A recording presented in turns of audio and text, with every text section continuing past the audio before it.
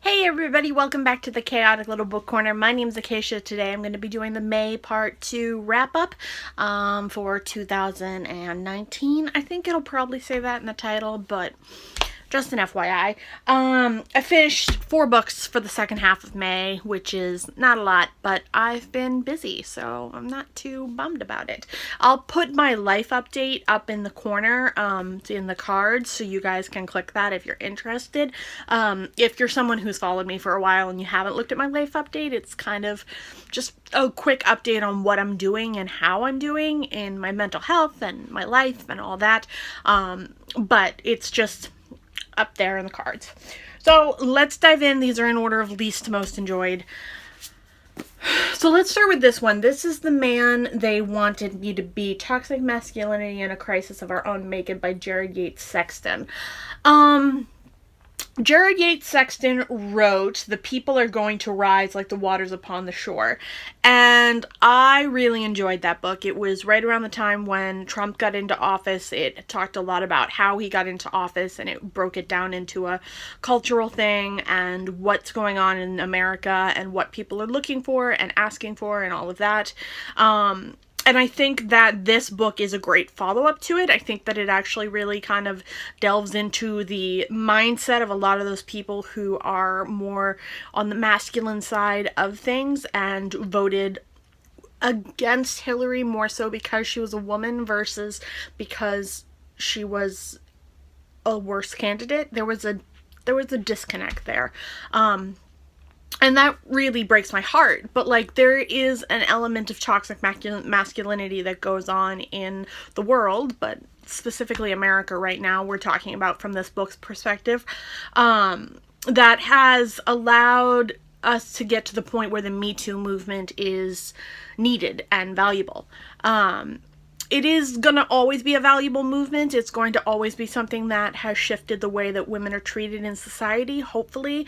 But in general, it was needed because there is a toxic masculinity outpour of people in the society that really makes us think. So those are just some quick thoughts. I'm going to do a full in-depth review of this because I was sent it for review by Counterpoint Press. Came out in May the 7th, so I'm a little behind, but I want to make sure you guys do hear about this. So we'll talk more about that in the review. Then I had a reread. This is Wicked, The Life and Times of the Wicked Witch of the West by Gregory Maguire. I gave it 5 stars this time. I gave it 4 the last time. I really enjoy his books. I find them very fun, easy to digest, really quick, really basic. I'm happy to read them as much as I can. I used to own Ugly Stepsister, Confessions of an Ugly Stepsister, Mirror Mirror, and I also do own the Alice book. I can't remember what it's called, but it's a retelling of Alice from the perspective of her friend who's looking for her. It's very strange. I don't know why I got rid of Confessions of a Ugly Stepsister or Mirror Mirror. I went through a phase when, well, it wasn't really a phase. I had a situation where I thought I was moving to Texas with my boyfriend at the time. He moved to Texas. It didn't work. He came back from Texas and we were still together, but we didn't move in together. It was a whole thing. It was a whole thing. It was all very complicated, very messy, and very traumatizing. So, you know, it just sort of, I purged a bunch of stuff thinking I was moving to a different state, and I didn't have to purge any of it, so excellent. This is the story of the Wicked Witch. It talks about her perspective, why she's not entirely wicked, what she was like as a person in Oz, and what she was like before she decided to change her ways and identify as wicked. I really enjoyed it. I think it was an interesting premise. I think it's a lot of fun. I definitely gave it 5 stars based more on fun and excitement than I did quality of writing. Like, I like his writing. It's easy, it's quick, it's a lot of fun, it's basic. But, like, I don't think it's Pulitzer Prize winning material, if that makes sense. I think it's good, but it's not amazing, but it's a lot of fun, so it's a 5-star read. Does that make sense? Yes. Then we have Stone Mothers by Erin Kelly. This was quite interesting to read. So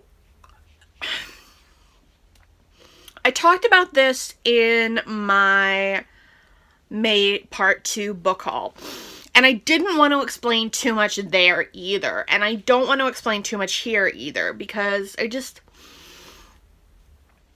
I feel like the blurb gives too much away. If you're interested in hearing more about the book, then I have told you, go read the blurb and you'll get more out of it. But I feel like the blurb gives too much away.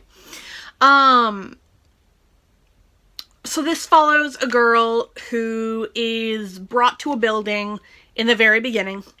And her husband says he has bought this building, and this building holds a bunch of trauma for her.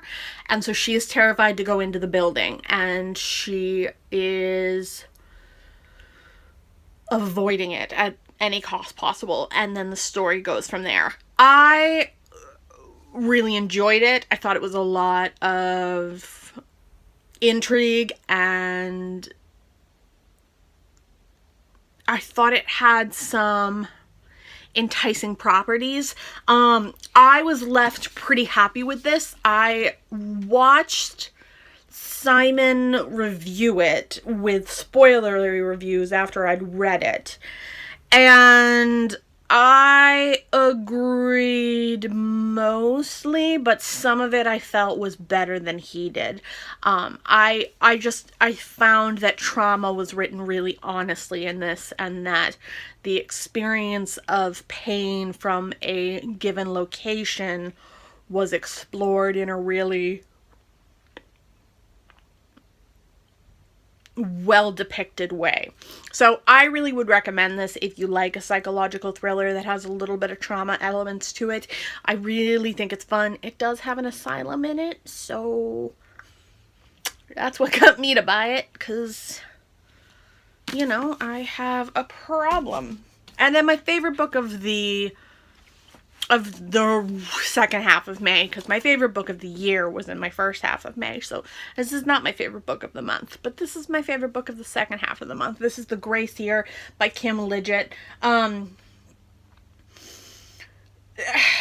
This is a YA. I wasn't aware that it was YA when I requested it, but when I received it and it was YA, I was actually pretty pleased. Quick, easy, very, very well done read.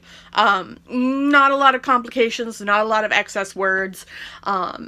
Gets straight to the point, dives right into the action. It is well developed, really easily, read, and I enjoyed it. It was sent to me for review by Wednesday Books. I'm going to do a full in-depth review of this. It's a female dystopian, where women are accused of harboring magic, so in their 16th year they are sent off to a location that is never discussed to purge their magic, and some women never come back, and some women come back damaged, and some women come back not the same, and it changes everything for these women.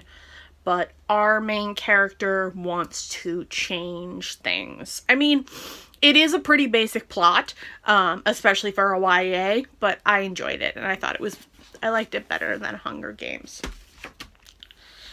Don't yell at me, but I did. I liked it better than Hunger Games. So, those are all 4 of the books that I read in the second half of May. If you guys... Oh, my bunny fell down.